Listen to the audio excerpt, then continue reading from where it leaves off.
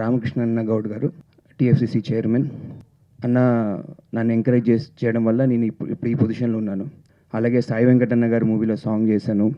మన టీఆర్ఎస్ అంటాం మేము అంటే టీఆర్ఎస్ అన్న గారు వాళ్ళు, ఈ నలుగురు, మన గౌడ్ అన్న గారు, ఈ నలుగురు, నేను ఆ నలుగురు నమ్ముకోలేదు, ఈ నలుగురు నమ్ముకున్నందుకు ఇక్కడ ఉన్నా. నిజంగా అన్న, మీ ఇచ్చే ఎంకరేజ్మెంట్, మీరు ఇప్పుడు మాట్లాడుతున్నా అన్న, మీరు మాట్లాడుతున్నా, నా గూస్ బంప్స్ వచ్చినాయి నాకు కొన్ని మాటలు. నిజంగా అసలు అంటే లైక్ ఇందాక అన్నగారు అన్నట్టు సినిమాలో మా ఉందండి. సినిమాని అమ్మలా చూసుకోవాలి ఒక ఆర్టిస్ట్. నేనైతే మా అమ్మకి ఎంత వాల్యూ ఇస్తానో సినిమాకి కూడా అంత వాల్యూ ఇస్తాను.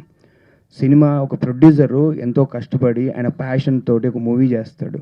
ఆ మూవీ ప్రమోషన్ రిలీజ్ అయ్యేంత వరకు మన పిఆర్ ఏది ఉందో అన్నీ దాంట్లో. ఇంకోటి ఏంటంటే వీళ్ళు బ్యాక్ టు కెమెరా ఉంటారు, మనం ఫ్రంట్ కెమెరా ఉంటాం.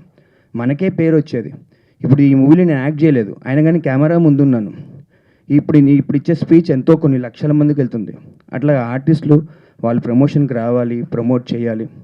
రమేష్ గారు, డైరెక్టర్ రమేష్ గారు అప్పుడు నా దగ్గరకు వచ్చారు. దీనికి కో డైరెక్టర్ చేశారు కదా సార్.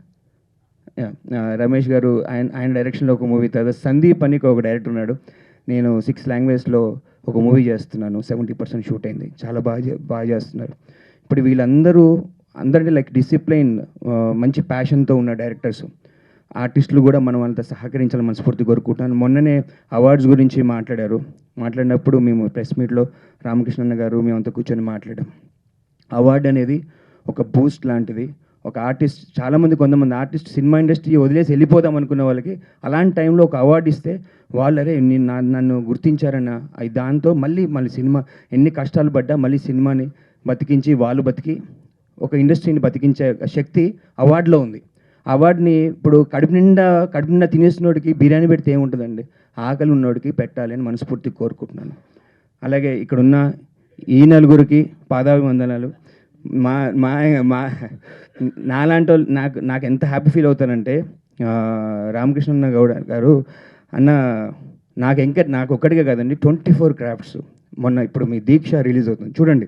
ఇప్పుడు నేను వచ్చాను, మా దీక్ష కూడా ప్రమోట్ అవుతుంది. సో ఆ దీక్ష మూవీని నిజంగా దీక్షగా చేసామండి. చాలా మంచి ప్రాజెక్ట్ అయింది. అది ఎట్లా అవుతుందంటే 24 క్రాఫ్ట్స్ యూనిటీగా దాని మీద ఫోకస్ చేస్తే అవుతుంది.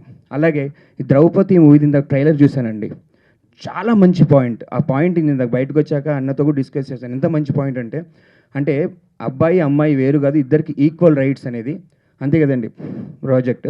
సో దాంట్లో ఆ అమ్మాయి వాళ్ళకి ఎలా బుద్ధి చెప్పింది, అలాంటి సబ్జెక్ట్ అని అనుకుంటున్నాను. తర్వాత 5వ అతను సినిమాలో చూడండి, సినిమా ఖచ్చితంగా చూడండి. దాన్ని భలే బ్లాక్ చేశారు దాన్ని. ఆ 5th పర్సన్ ఎవరు అనేది మనం థియేటర్లోనే చూస్తాము. అలాగే ఆచార్య గారికి మీకు ఆల్ ది బెస్ట్. తర్వాత శైలజ గారు నాతో యాక్ట్ చేశారు, మంచి యాక్టర్.